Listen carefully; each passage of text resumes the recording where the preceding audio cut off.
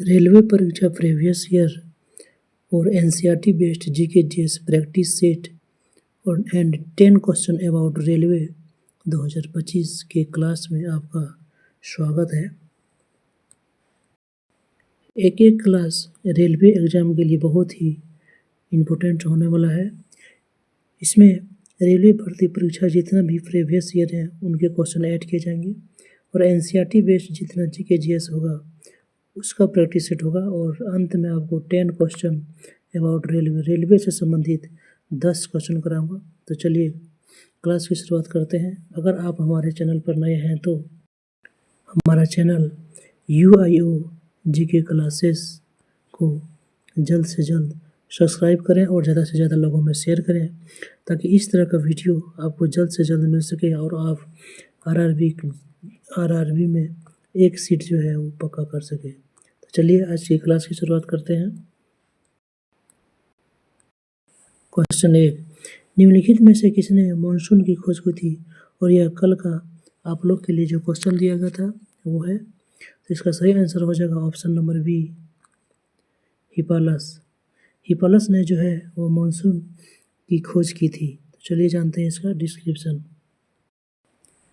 Monsoon शब्द की जो उत्पत्ति है वो अरबी शब्द से हुआ है। अरबी शब्द का जो मौसम से हुआ है, तो मॉनसून शब्द का जो उत्पत्ति किससे हुआ है? तो मौसम, जो कि एक अरबी शब्द होता है और इसका अर्थ है हवाओं का मौसम।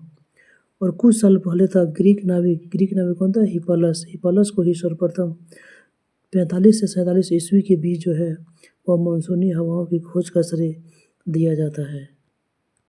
तो मानसून जो है एक अरबी भाषा का शब्द मौसम से बना है जिसका अर्थ होता है हवाओं का मौसम, और इसकी खोज जो है 45 से 47 ईस्वी में हिपालस, जो कि एक ग्रीक नाविक था, हिपालस ने इसका खोज किया था। नेक्स्ट क्वेश्चन, गैवियली सन की घड़ियाल जो है किस नदी में बहुतायत में पाया जाता है? तो जो घड़ियाल जो है सबसे अधिक कहाँ पाया जाता है? तो गंगा नदी में पाया जाता है। ऑप्शन नंबर ए जो है वो करेक्ट हो जाएगा। चलिए गंगा नदी की बात हुआ है तो देख लेते हैं गंगा नदी को विस्तार से। तो गंगा नदी का जो उद्गम है वो भागीरथी और अलकनंदा जब मिलती है तब मिलकर यह बनता है गंगा नदी, और यह भारत और बांग्लादेश में कुल मिलाकर 2525 किलोमीटर की दूरी तय करता है। यह कहाँ से? तो उत्तराखंड के हिमालय का जो गंगोत्री हिमनद है वहाँ से लेकर बंगाल की खाड़ी तक, सुंदरबन तक, जो भारत की मुख्य भूमि है उसको, विशाल भूमि को जो है सिंचित करता है। तो गंगा नदी किससे मिलकर बना है? तो भागीरथी और अलकनंदा जब दोनों मिल जाता है तो उसी से मिलकर बनता है गंगा नदी, और इसकी कुल लंबाई जो है 2525 किलोमीटर है।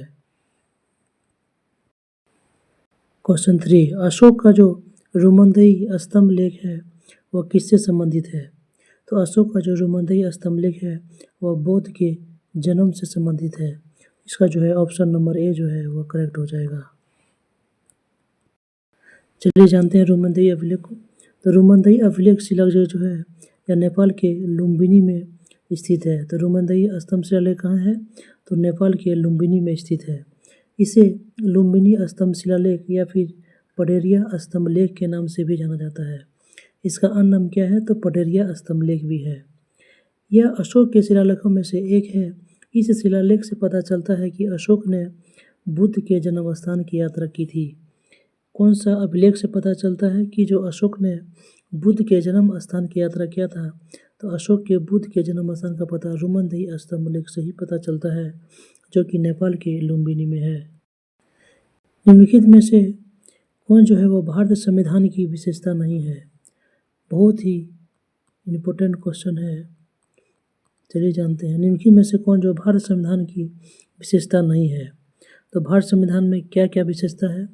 तो एकीकृत न्यायपालिका है, अखिल भारतीय सेवाएं भी है, और द्विसदनी विधानसभा भी है। तो क्या नहीं है? तो दोहरी नागरिकता यहाँ पे नहीं है। ऑप्शन नंबर ए जो है वो इस क्वेश्चन के अनुसार से करेक्ट हो जाएगा। यहाँ पर दोहरी नागरिकता का प्रावधान नहीं है।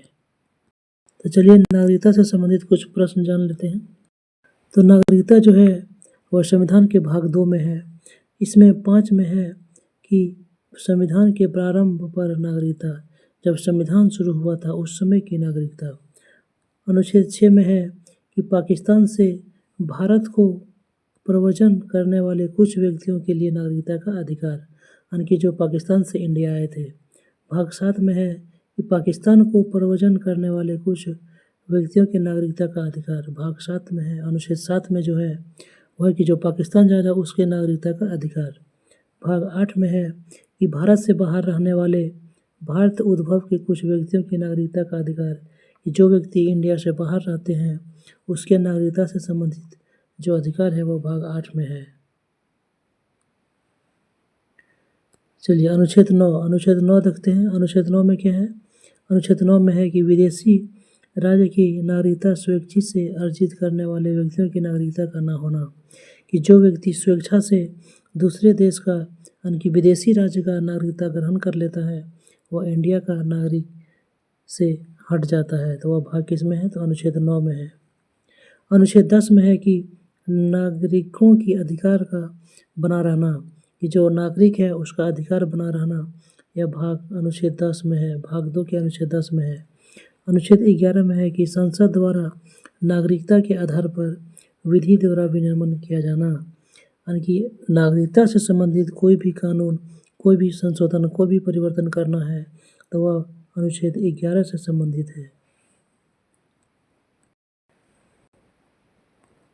संसदीय प्रणाली यानी कि पार्लियामेंट्री सिस्टम को सरकार किस रूप में जाना जाता है?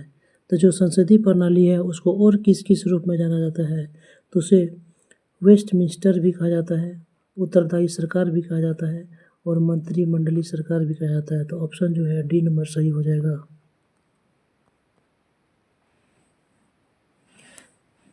चलिए इसी कुछ पॉइंट जान लेते हैं। तो भारतीय संविधान के स्रोत, भारत संविधान के स्रोत कौन? तो मौलिक अधिकार। मौलिक अधिकार कहाँ से लिया गया है? तो लिया गया है अमेरिका से। संसदीय शासन प्रणाली, संसदीय शासन प्रणाली कहाँ से लिया गया है? तो ब्रिटेन से। मौलिक कर्तव्य, मौलिक कर्तव्य जो 11 मिला है वह कहाँ से लिया गया है? तो रूस से। संघीय व्यवस्था, इंडिया में जो संघ की व्यवस्था है उसको लिया गया है कनाडा से। और नीति निर्देशक जो तत्व है वो लिया गया है आयरलैंड से। निम्नलिखित में से किस कार्बनिक पदार्थों में प्रकृति में जो है सर्वाधिक प्रचुर मात्रा में पाया जाता है? तो वह कौन सा कार्बनिक पदार्थ है जो प्रकृति में जो है सर्वाधिक मात्रा में पाया जाता है? तो वह है सेल्यूलोज। ऑप्शन नंबर सी जो है करेक्ट हो जाएगा।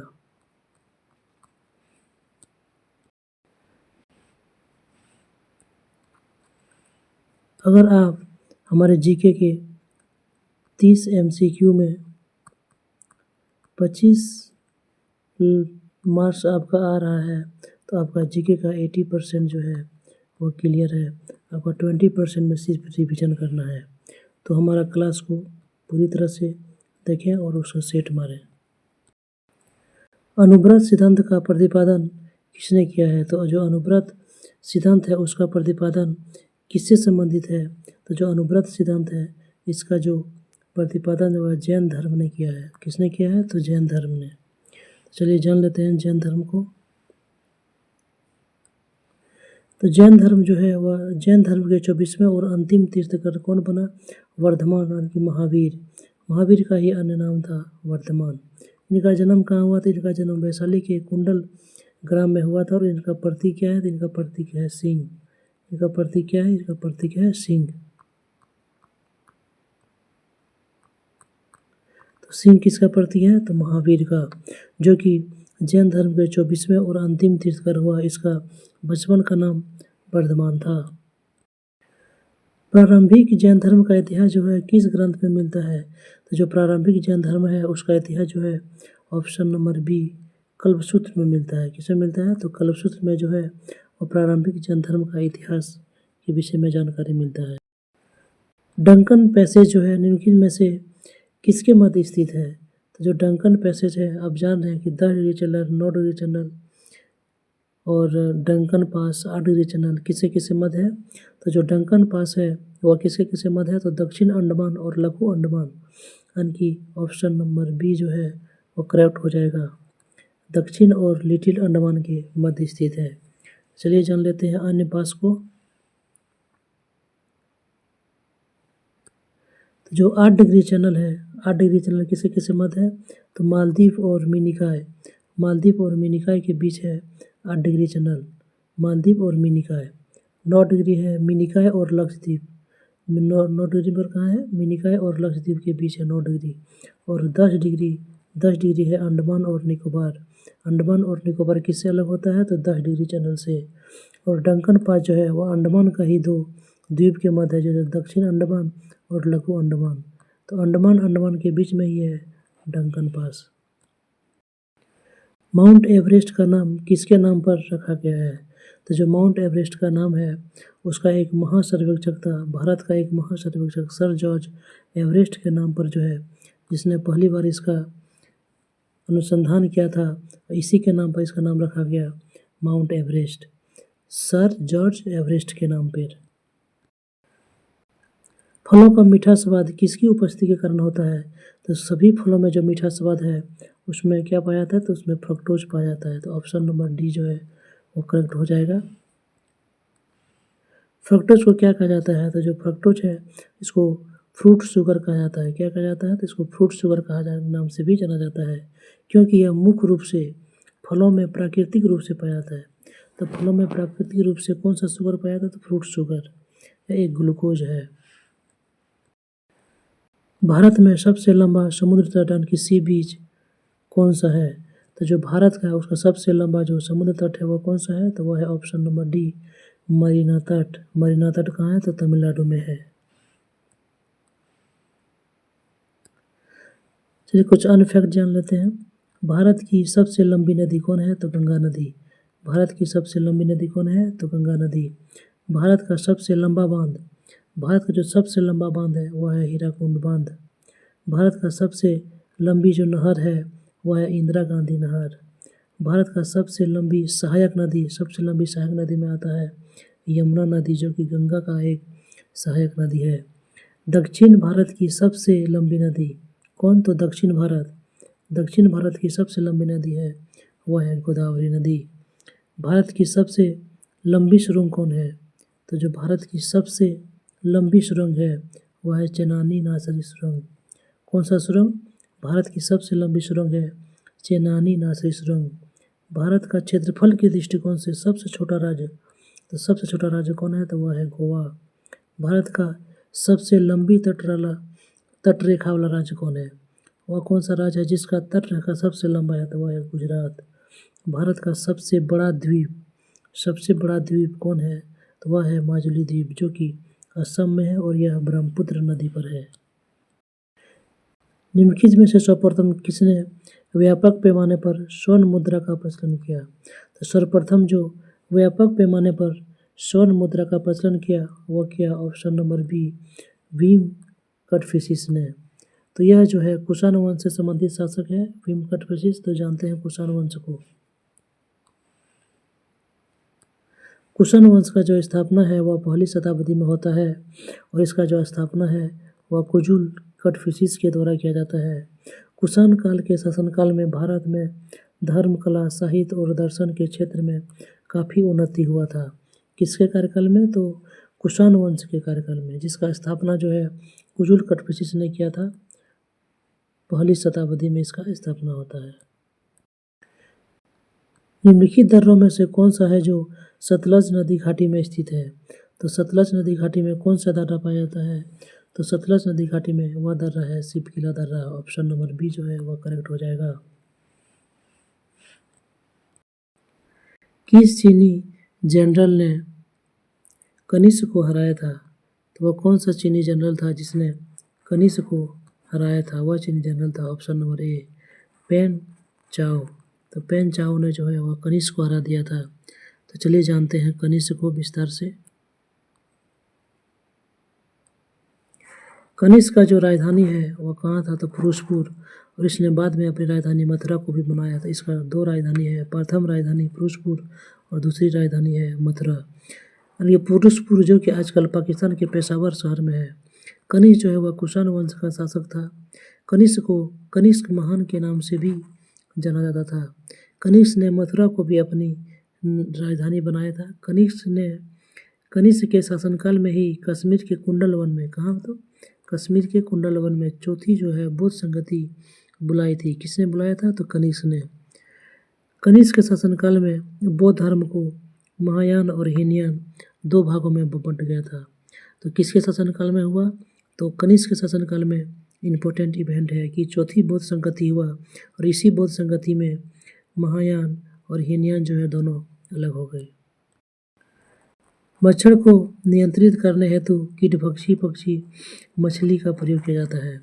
वह कौन सी मछली है जिसका प्रयोग जो है मच्छर को नियंत्रित करने के लिए किया जाता है? तो वह मछली है ऑप्शन नंबर सी, गेम्बुसिया मछली। भारत में पश्चिमी तट मैदान के उत्तरी भाग को क्या कहते हैं? तो जो पश्चिमी तट मैदान है जो उसका इसको 3 पार्ट में बांटा हुआ है। तो जो पश्चिमी मैदान तट का जो उत्तरी भाग है, तो जो उत्तरी भाग है उसको क्या कहते हैं? तो उत्तरी भाग को कहा जाता है ऑप्शन नंबर ए, कोंकण तट। चलिए इसका तीनों का नाम जान लेते हैं। जो पश्चिमी तटीय मैदान है उसका 3 अलग अलग भागों में बांटा हुआ है। तो जो सबसे दक्षिण में है, सबसे नीचे जो है वह होता है मलाबार तट, और जो मध्य में है वह होता है करावली या कनारा तट, और जो सबसे उत्तर में है वह होता है कोंकण तट। तो इसका 3 भाग है। जो सबसे दक्षिण में है वह हो गया मलाबार तट, जो बीच में है वह हो गया करावली या कनारा तट, और जो सबसे उत्तर में है वह हो गया कोंकण तट। प्राचीन काल के भारत पर आक्रमण करने के संबंध में निम्नलिखित में से कौन सा कालक्रम जो है सही है? कि प्राचीन काल में भारत पर आक्रमण करने वाला कौन कौन सा शासक जो है क्रम से है? तो इसका ऑप्शन नंबर ए जो है वो करेक्ट हो जाएगा। पहले हिंद यूनान आया था, उसके बाद शक आया, उसके बाद कुषाण वंश। तो ऑप्शन नंबर ए जो है वह करेक्ट हो जाएगा।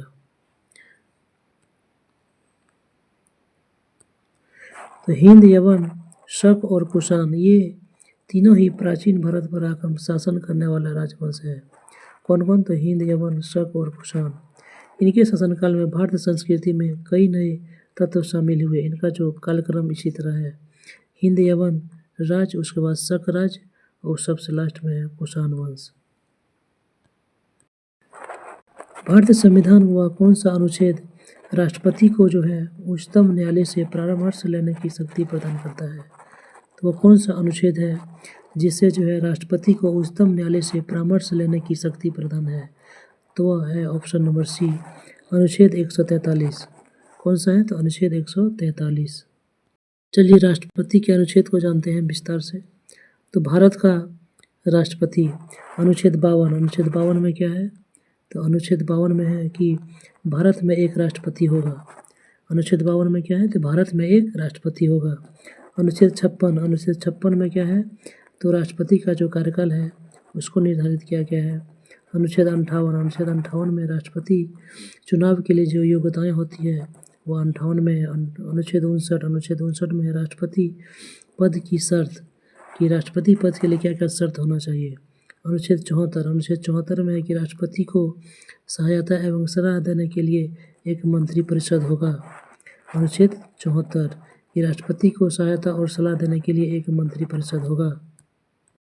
अनुच्छेद 79 में है कि राष्ट्रपति लोकसभा और राज्यसभा के साथ संसद का हिस्सा है, कि लोकसभा और राज्यसभा के साथ जो है राष्ट्रपति जो है वह संसद का एक अभिन्न हिस्सा है, वह 79। अनुच्छेद 85 में है कि राष्ट्रपति जो है संसद को बुला सकता है, शस्त्रावसान कर सकता है और लोकसभा को भंग भी कर सकता है। यह 3 अधिकार जो है अनुच्छेद 85 में है कि संसद को बुला सकता है, उसका शस्त्रावसान कर सकता है और लोकसभा को भी भंग कर सकता है। अनुच्छेद 86, अनुच्छेद 86 में है कि राष्ट्रपति संसद के दोनों सदनों को संबोधित कर सकता है, कि राष्ट्रपति जो है अनुच्छेद 86 राष्ट्रपति जो है संसद के दोनों सदनों को संबोधित कर सकता है।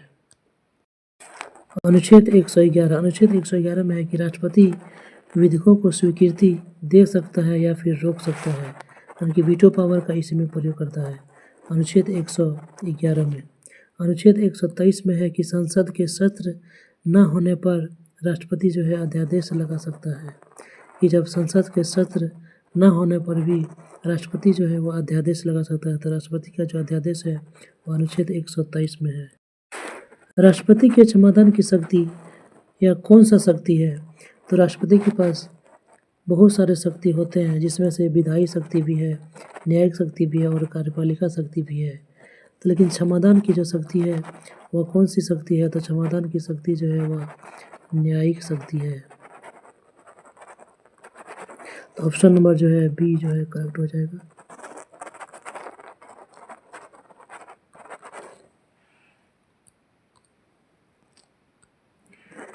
तो राष्ट्रपति का जो क्षमादान है इसकी शक्ति अनुच्छेद कितना में है? तो अनुच्छेद 72 में है राष्ट्रपति के क्षमादान की शक्ति।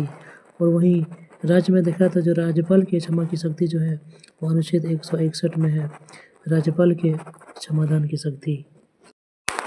भारतीय संविधान में निम्नलिखित में से नागरिकता के प्रावधान किस वर्ष किया गया था? तो जो नागरिकता है उसका प्रावधान किस वर्ष हुआ? तो नागरिकता का प्रावधान 1949 ईस्वी में हुआ था। तो नागरिकता का प्रावधान कब हुआ था? तो 1949 ईस्वी में। ऑप्शन नंबर बी जो है वो करेक्ट हो जाएगा। चलिए देखते हैं नागरिकता संशोधन से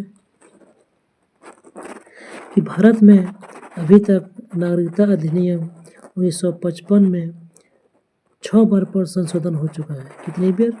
तो 6 बार संशोधन हो चुका है अभी तक नागरिकता अधिनियम 1955 में।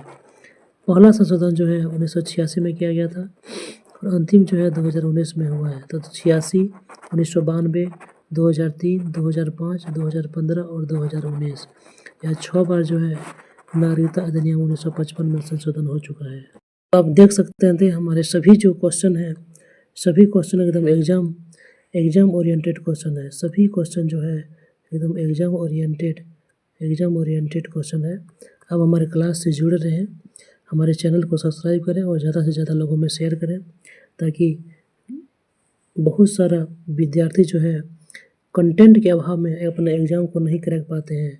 अच्छा कंटेंट प्रदान हमारे यूट्यूब वीडियो में किया जाता है। हमारे चैनल पर आपको बहुत सारे वीडियो जो है एकदम एग्जाम बेस्ड जो कि 100% क्वेश्चन लड़ने का चांस है। संविधान के किस अनुच्छेद में नागरिकता का वर्णन है? नागरिकता जो है ऊपर ही हम पूरा डिस्कशन कर चुके हैं नागरिकता के विषय में। तो जो इसका जो अनुच्छेद है वह 5 से लेकर के 11 तक होता है।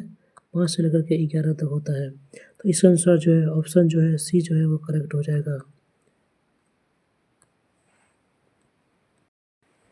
निम्नलिखित संविधान की अवधारणा और लिखित संविधान की अवधारणा का उल्लेख जो है सर्वप्रथम किस देश में किया गया था? तो वह कौन सा देश है जहाँ पर सबसे पहले लिखित संविधान का स्थापना हुआ है? तो लिखित संविधान का जो अवधारणा है सबसे पहले संयुक्त राज्य अमेरिका में हुआ है। तो ऑप्शन नंबर ए जो है वह करेक्ट हो जाएगा, संयुक्त अरब अमीरात में। तो चलते हैं संविधान के विषय में कुछ फैक्ट। BR अम्बेडकर को भारतीय संविधान का संस्थापक माना जाता है। किसे माना जाता है? तो अम्बेडकर साहब को भारतीय संविधान का जो है संस्थापक माना जाता है। हमारा संविधान में जो है 395 अनुच्छेद, 22 भाग और 8 अनुसूचियाँ थी। जिसमें संविधान बना उस समय के अनुच्छेद में कितना था? तो 395 अनुच्छेद थे। भाग कितना था? तो 22 और 8 अनुसूचियाँ थी। संविधान के लिखने में 2 साल 11 महीना और 18 दिन से ज़्यादा का ही समय लगा है, लेकिन एक्चुअल हम लोग 2 साल 11 माह और 18 दिन ही मानते हैं। संविधान को किसने अपने हाथों से लिखा है? यह बहुत ही इम्पोर्टेंट क्वेश्चन है और बहुत ही डिफ़िकल्ट क्वेश्चन है। इसके बना पाना सबके बस की बात नहीं है। तो संविधान को किसने अपने हाथों से लिखा है? तो प्रेम बिहारी नारायण रायजादा। तो क्या नाम है? तो प्रेम बिहारी नारायण रायजादा ने संविधान को जो है अपने हाथों से लिखा है। इन आदमियों में से कौन जो है वह कैबिनेट मिशन का सदस्य नहीं था? इसमें से कौन आदमी है जो कैबिनेट मिशन के सदस्य नहीं थे? तो कैबिनेट मिशन के सदस्य में 3 व्यक्ति थे, जिसमें से स्टैफोर्ड क्रिप्स था, पैथिक लॉरेंस थे और AB अलेक्जेंडर थे। तो इसकी अध्यक्षता किसने किया था? तो इसका जो नेतृत्व है वह पैथिक लॉरेंस कर रहे थे। तो विस्तार से जानते हैं। इस क्वेश्चन के आंसर से सही आंसर जो है ऑप्शन नंबर ए हो जाएगा। विलियम वुड्स जो है इसका सदस्य नहीं था। तो कैबिनेट मिशन को जानते हैं विस्तार से। कैबिनेट मिशन भारत की एकता को बनाए रखने और इसे स्वतंत्रता प्रदान करने के उद्देश्य से ही ब्रिटिश सरकार से भारतीय राजनीतिक नेतृत्व को सत्ता हस्तांतरित करने के लिए चर्चा करने के लिए जो है 24 मार्च 1946 ईस्वी को कैबिनेट मिशन भारत आया था। क्यों आया था? तो भारतीय राजनीति के नेतृत्व में जो सत्ता का हस्तांतरण करने के पर चर्चा करने के लिए आया था। कब? तो 24 मार्च 1946 ईस्वी को कैबिनेट मिशन भारत आया था। ब्रिटिश प्रधानमंत्री क्लीमेंट एटली की पहल पर गठित इस मिशन में इसको कौन सा गठन किया था? तो क्लीमेंट एटली जो कि ब्रिटिश प्रधानमंत्री था उसमें क्लीमेंट एटली ने इसका गठन किया था। और इसमें कौन कौन से सदस्य थे? तो लॉर्ड पैथिक लॉरेंस जो कि उसमें भारत का राज सचिव था। कौन? तो लॉर्ड पैथिक लॉरेंस। और सर स्टैफोर्ड क्रिप्स कौन सा? तो व्यापार बोर्ड का अध्यक्ष था। सर स्टैफोर्ड क्रिप्स थे। और तीसरा था A.V. अलेक्जेंडर जो कि एडमिनिस्ट्री के पहले लॉर्ड रह चुके थे। इसका नेतृत्व कौन कर रहा था? तो इसका जो नेतृत्व है यह बहुत ही इंपॉर्टेंट। इसका नेतृत्व जो है वह पैथिक लॉरेंस कर रहे थे। कौन? तो पैथिक लॉरेंस जो कि भारत के राज्य सचिव थे, वही इसका नेतृत्व कर रहे थे। भारत के संविधान का निर्माण करने वाली भारतीय सभा की संसद को कौन निर्वाचित करता था या किसके द्वारा चुना जाता था? कि जो भारत संविधान का निर्माण करने वाला जो संविधान सभा है उसके सदस्यों को किसके द्वारा चुना जाता था? तो उसके सदस्यों को ऑप्शन नंबर सी जो है करेक्ट हो जाएगा, विभिन्न प्रांतों की विधानसभाओं द्वारा चुना जाता था। केंद्र में द्वैध शासन किस अधिनियम के अंतर्गत स्थापित किया गया था? तो केंद्र में जो द्वैध शासन है वह किसके द्वारा स्थापित किया गया था? तो पहले था प्रांतों में द्वैध शासन जो कि 1919 ईस्वी के द्वारा स्थापित किया गया था प्रांतों में द्वैध शासन, लेकिन इसे 1935 ईस्वी के अधिनियम के द्वारा हटा दिया गया और इसे केंद्र में द्वैध शासन किया गया। तो इसका सही आंसर हो जाएगा ऑप्शन नंबर सी। तो चलिए जानते हैं भारत शासन अधिनियम 1935 को। तो भारत शासन अधिनियम 1935 यह एक संवैधानिक सुधार था। इसे ब्रिटिश संसद ने पारित किया था। कौन पारित किया था? तो इसे ब्रिटिश संसद द्वारा पारित किया गया था। इस अधिनियम के तहत केंद्र और राज्यों की बीच शक्तियों का बंटवारा किया गया था। किसके तहत? तो भारत सरकार अधिनियम 1935 के तहत। इस अधिनियम में प्रांतों को जो है जहाँ पर द्वैध शासन था उसको समाप्त किया गया और प्रांतों को स्वायत्ता दी गई। 1835 के भारत शासन अधिनियम के द्वारा अखिल भारत महासंघ का भी गठन किया गया। किसका? तो अखिल भारत महासंघ का गठन 1935 ईस्वी के अधिनियम के द्वारा ही संघीय न्यायालय का स्थापना किया गया। क्या? कौन सा न्यायालय? तो संघीय न्यायालय का स्थापना 1935 के अधिनियम के द्वारा ही केंद्र और राज्यों के बीच शक्तियों का बंटवारा किया गया। इसमें 3 सूची बने। कौन कौन? तो संघ सूची, राज्य सूची और समवर्ती सूची। सूरजकुंड मेला जिसे अंतर्राष्ट्रीय शिल्प मेला भी कहा जाता है का आयोजन किया जाता है। तो सूरजकुंड मेला का आयोजन कहाँ किया जाता है जिसे अंतर्राष्ट्रीय शिल्प मेला भी कहा जाता है? अन्य नाम क्या है? तो अंतर्राष्ट्रीय शिल्प मेला। इसका आयोजन जो है वह हरियाणा में किया जाता है। प्रत्येक साल किया जाता है हरियाणा में। तो ऑप्शन नंबर ए जो है वह करेक्ट हो जाएगा। जानते हैं सूरजकुंड मेला को। तो सूरजकुंड मेला वह भारत के हरियाणा राज्य में आयोजित एक वार्षिक शिल्प मेला है। क्या है? तो वार्षिक शिल्प मेला। इसे अंतर्राष्ट्रीय शिल्प मेला के रूप से भी जाना जाता है। यह फरीदाबाद जिलों में सूरजकुंड में मनाया जाता है। यह दुनिया का सबसे बड़ा शिल्प मेला है। यह क्या है? तो दुनिया का सबसे बड़ा जो है शिल्प मेला कौन है? तो सूरजकुंड मेला जो कि हरियाणा के फरीदाबाद जिलों में सूरजकुंड में लगता है। 15 दिनों तक चलने वाला यह मेला लोगों को ग्रामीण संस्कृति का परिचय देता है और इसका जो शुरुआत है कब किया गया था? इसका प्रारंभ 1987 ईस्वी से ही किया गया था। वेरी वेरी इंपॉर्टेंट क्वेश्चन है।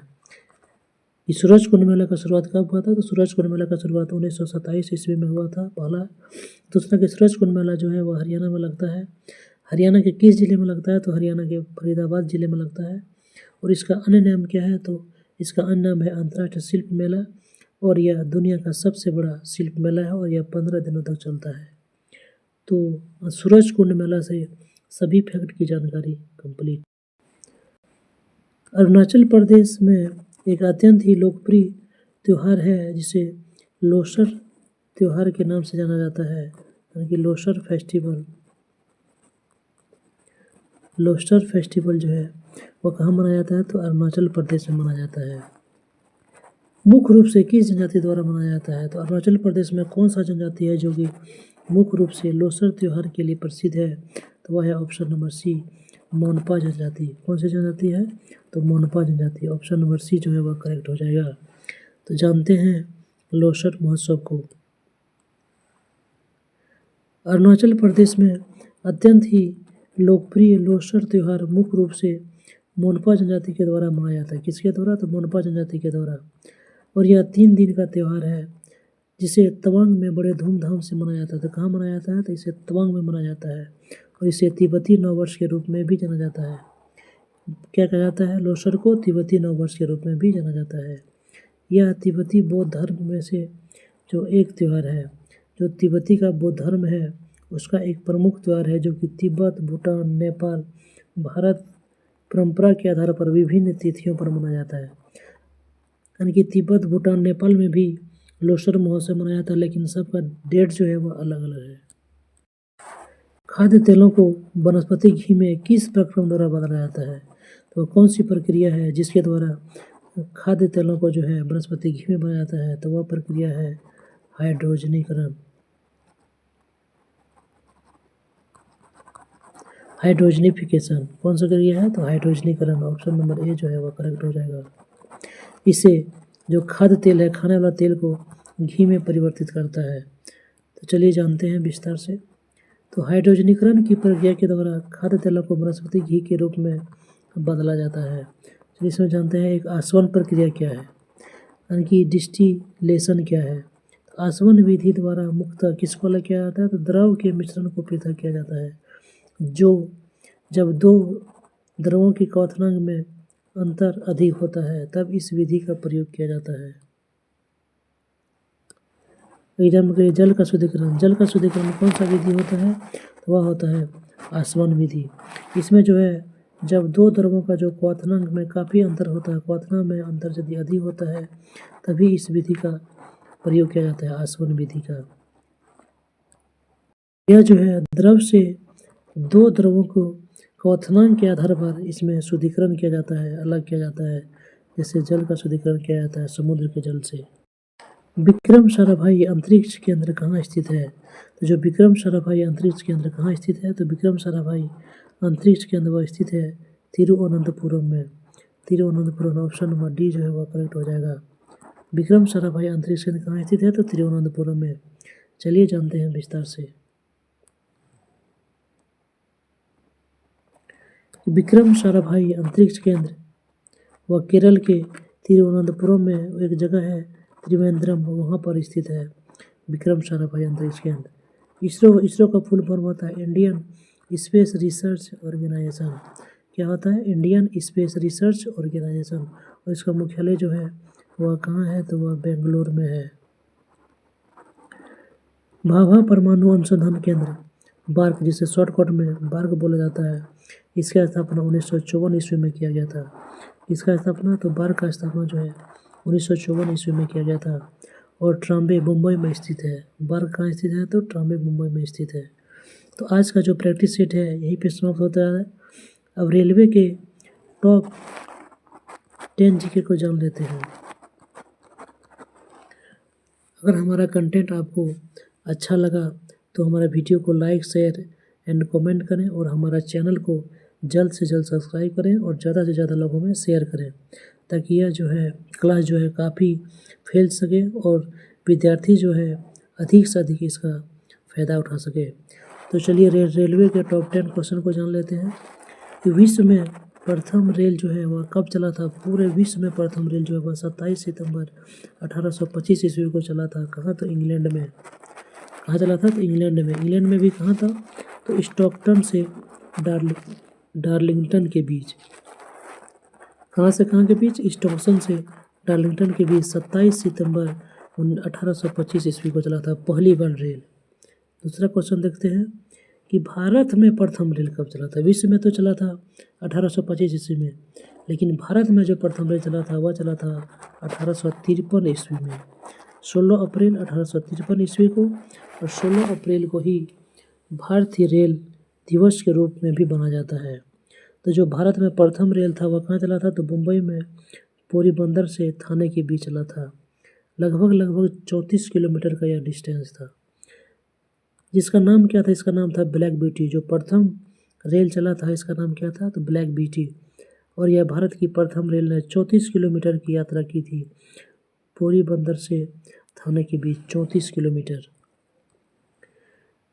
भारत में प्रथम रेल किसके कार्यकाल में चली थी, तो जो 1853 ईस्वी में जो रेल चला था पोरबंदर से थाने के बीच 34 किलोमीटर, वह कौन सा काल था, तो वह डलहौजी का समय था। उस समय डलहौजी का समय चल रहा था भारत में। भारत रेल जो है अमेरिका, रूस और चीन, 3 देश के बाद जो है विश्व का चौथा सबसे बड़ा रेल नेटवर्क है। कौन, तो विश्व का जो चौथा है सबसे बड़ा रेल नेटवर्क है। विश्व रेलवे का पितामह किसे कहा जाता है, जो पूरी तरह से रेलवे है विश्व के रेलवे, उसका पितामह कहा जाता है जॉर्ज स्टीफेंस को। जॉर्ज स्टीफेंस को कहा जाता है विश्व रेलवे का पितामह। लेकिन भारत रेलवे का पितामह किसे कहा जाता है, तो जो भारत रेलवे का पितामह है वह कहा जाता है लॉर्ड डलहौजी को, क्योंकि इसी के काल में जो है 1853 में भारत में रेलवे का शुरुआत हुआ था। प्रतिवर्ष भारत रेलवे दिवस कब मनाया जाता है, तो जो प्रतिवर्ष भारत रेलवे दिवस है वह 16 अप्रैल को मनाया जाता है। कब, तो 16 अप्रैल को मनाया जाता है। भारत रेल का मूल मंत्र क्या है, तो जो भारतीय रेल है इसका मूल मंत्र है सुरक्षा, संरक्षा और समय पालन। क्या क्या है, तो सुरक्षा, संरक्षा और समय पालन। भारत रेल का आधिकारिक शुभंकर क्या है, तो भारत रेल का जो आधिकारिक शुभंकर है वह एक भोलू नाम का एक हाथी है। क्या है, तो भोलू नाम का एक हाथी है जो भारत रेलवे का आधिकारिक शुभंकर है। रेल या ट्रेन का हिंदी अर्थ क्या है, बहुत इम्पोर्टेंट क्वेश्चन है। इसका हिंदी अर्थ जो है सबको नहीं पता है। इसका हिंदी अर्थ है लौह पथगामिनी। क्या नाम है, तो लौह पथगामिनी जो है रेल का हिंदी अर्थ है। एशिया का सबसे बड़ा रेलवे नेटवर्क कौन है, तो एशिया का सबसे बड़ा रेलवे नेटवर्क है भारत रेलवे। तो आपका 50 जो क्वेश्चन है वह कंप्लीट होता है। इस सेट के माध्यम से आपको पूरी तरह से देखा जाए तो पूरी तरह से आपको 100 प्लस MCQ होगा। 100 प्लस MCQ आपको करा दिए। तो अगर आप हमारे चैनल पर नए हैं तो हमारा चैनल UIOG के क्लासेस को सब्सक्राइब करें और इस तरह का वीडियो पाते रहें और एग्ज़ाम में एक सीट। हमारे चैनल पर आपको GK GS जो कि NCERT बेस्ड होगा, GK GS NCERT बेस्ड एवं प्रैक्टिस सेट कराया जाएगा NCERT बेस्ड क्वेश्चन के आधार पर, जो कि एग्ज़ाम में 100% लड़ने की संभावना है। फॉर ऑल कंपटीशन, किसी भी एग्ज़ाम के लिए स्टैटिक GK GS क्लासेस और इसका प्रैक्टिस सेट ऑल टॉपिक, सभी टॉपिक कराए जाएंगे। मंथली वाइज करंट अफेयर्स होगा, जो कि अभी दिसंबर और जनवरी मंथ का करंट अफेयर्स अपडेट किया हुआ है। तो आप मेरे प्लेलिस्ट में जाके देख सकते हैं। इसके अलावा group D NTPC FCI math reasoning और कंप्यूटर क्लास भी और इसका प्रैक्टिस सेट सारे क्लास जो है हमारा यूट्यूब चैनल प्लेलिस्ट में जाके आप देख सकते हैं। तो हमारी सुबह शाम की क्लास देख सकते हैं, सुबह 6 बजे, दोपहर 11 बजे और शाम में 3 बजे। सभी क्लास जो है एग्ज़ाम के लिए काफ़ी इंपॉर्टेंट है। तो अगर आप हमारे चैनल पर पहली बार विजिट कर रहे हैं तो हमारा चैनल UIOG के क्लास को जल्द से जल्द सब्सक्राइब करें और ज़्यादा से ज़्यादा लोगों में शेयर करें। मिलते हैं नेक्स्ट वीडियो में, तब तक के लिए धन्यवाद।